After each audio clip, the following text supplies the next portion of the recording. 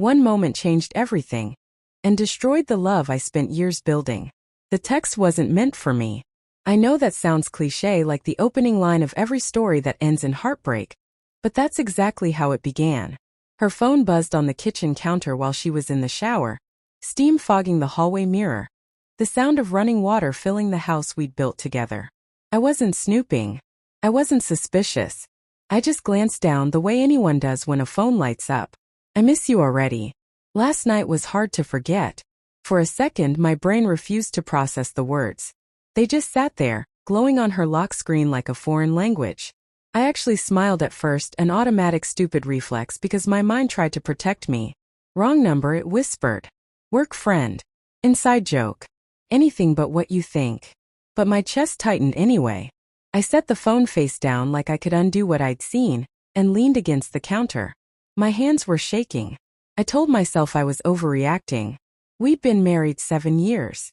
Together for 12. You don't throw that away over one text you don't understand. That was the moment everything changed, even if I didn't know it yet. Looking back, the signs were there long before that night. I just filed them away under life getting busy. She'd started staying late at work more often. Not every night, just enough to seem normal. She'd come home tired but restless, scrolling on her phone while half listening to me talk about my day. She used to leave her phone anywhere. Couch, bathroom counter, nightstand. Now it was always face down, always within reach. There were missed calls she didn't return until hours later. Texts she'd smile at and then quickly swipe away. New passwords, new privacy, new distance.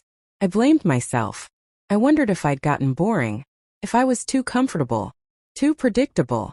I replayed conversations in my head, searching for moments where I'd failed her without realizing it. When I finally asked casually, carefully, she laughed. You're imagining things, she said, brushing past me to grab a glass of water. Work's just stressful right now. I wanted to believe her. God, I wanted to believe her. After the text, I couldn't unsee anything. Every late night felt heavier. Every excuse sounded rehearsed. When she kissed me goodbye in the mornings, it felt rushed, like she was already somewhere else. I started waking up at night to the glow of her phone under the covers, her thumb moving quickly, her body angled away from me. Once I asked who she was texting. Just a coworker, she said without looking up. I nodded, even though my stomach burned. I hated the person I was becoming. Quietly counting minutes, noticing patterns, memorizing lies. I hated the suspicion, the jealousy, the way love started to feel like anxiety. But I hated not knowing even more. The proof came by accident. She left her laptop open on the dining table one afternoon when she ran to the store. I sat down to pay a bill, something we'd always shared access to. An email notification popped up in the corner of the screen. A name I didn't recognize. A subject line that read, about last night. I stared at it for a long time before clicking. My heart was pounding so hard I could hear it in my ears. I didn't read everything at first. Just enough. Enough to know it wasn't a misunderstanding. Enough to know it had been going on for months. Enough to know I was the last to find out. I don't remember screaming. I don't remember throwing anything. What I remember is sitting there, completely still, while memories rewrote themselves in my head. That weekend trip she took with friends. The night she came home smelling like a different soap. The way she stopped saying I love you first. Every moment felt poison now. Like our life together had been quietly rotting underneath the surface, and I'd been living on top of it, oblivious. When she came home, I was still sitting at the table. She knew immediately. Her face drained of color and she dropped her keys. You weren't supposed to see that, she said, like that was the tragedy. I asked her how long. She cried. She apologized. She told me it didn't mean anything, then contradicted herself by saying it meant something, but not enough to leave me. She said she'd felt lonely, unseen.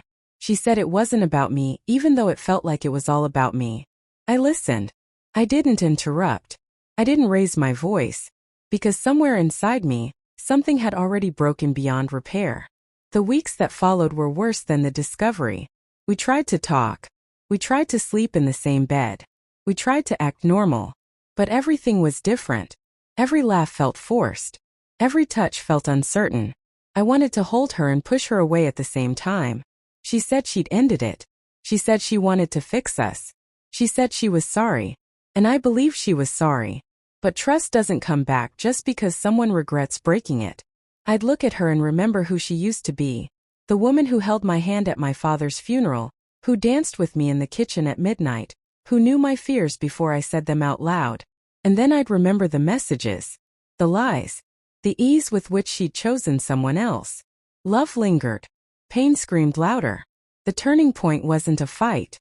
It was a quiet moment on a random Tuesday night. She was asleep beside me, breathing evenly, her hand resting near mine but not touching.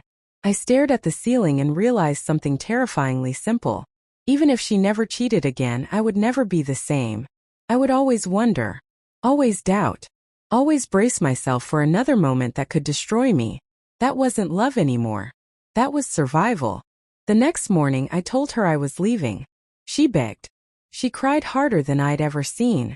She promised therapy, transparency, anything. And for the first time, I saw her fear. Not of losing us, but of losing the life we'd built. I hugged her. I told her I hoped she found whatever she'd been looking for. And I walked away. It's been a year now. Some days still hurt. Songs still catch me off guard. Memories still sneak up when I least expect them. But I sleep better. I breathe easier. I trust myself again. That one moment, the text on the counter, destroyed the love I spent years building. But it also saved me from spending the rest of my life loving someone who had already let me go. And that's a truth I'm finally strong enough to live with.